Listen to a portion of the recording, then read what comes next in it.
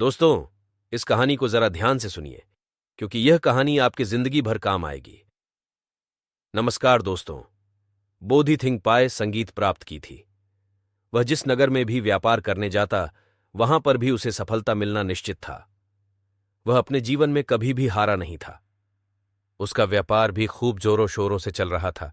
उसके पिताजी ने उसे ऐसी 4 बातें बता रखी थी जिसका वह नियमित पालन किया करता था और उन्हीं बातों का अनुसरण किया करता था, और उन्हीं बातों की वजह से उसका जीवन बड़ा ही सुखमय था। वह जीवन के हर क्षेत्र में सफल था। ऐसे ही काफी समय बीत गया और अब वह धनवान सेठ काफी बूढ़ा हो चुका था।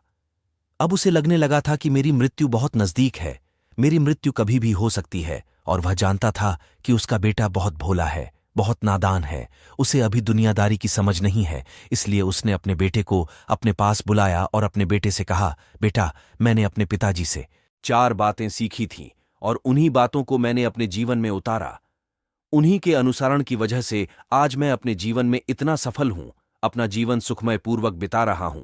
उन्हीं बातों की वजह से आज मैं इतना सुखी हूं, संतुष्ट हूं और इतना धनवान हूं। ना ही कभी मुझे कोई बीमारी हुई और ना ही मुझे कभी कोई धन की कमी हुई। और तुम देख ही पा रहे हो कि मैं इस नगर का सर्वश्रेष्ठ धनवान हूं, लेकिन आज मेरे पास जो कुछ भी है मैं उससे संतुष्ट हूं, मैं खुश हूं। लेकिन मैं चाहता हूं कि तुम मुझसे भी आगे बढ़ो। तुम और नाम कमाओ, तुम और धन कमाओ, लोग तुम्हारे बारे में जाने, तुम्हें पहचाने, क्योंकि हमारा समय कुछ और था और तुम्हारा आने वाला समय कुछ और ही है।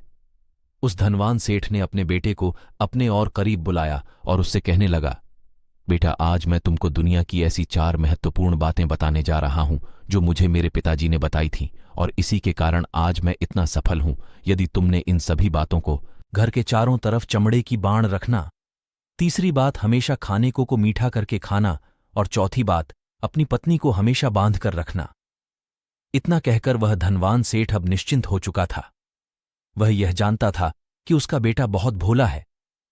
वह अपने पिता की बात अवश्य मानेगा और इन सभी 4 बातों को अपने जीवन में उतारे और इनका अनुसरण भी करेगा। देखते ही देखते कुछ महीने बीत गए और फिर एक दिन धनवान सेठ मृत्यु को प्राप्त हो गया।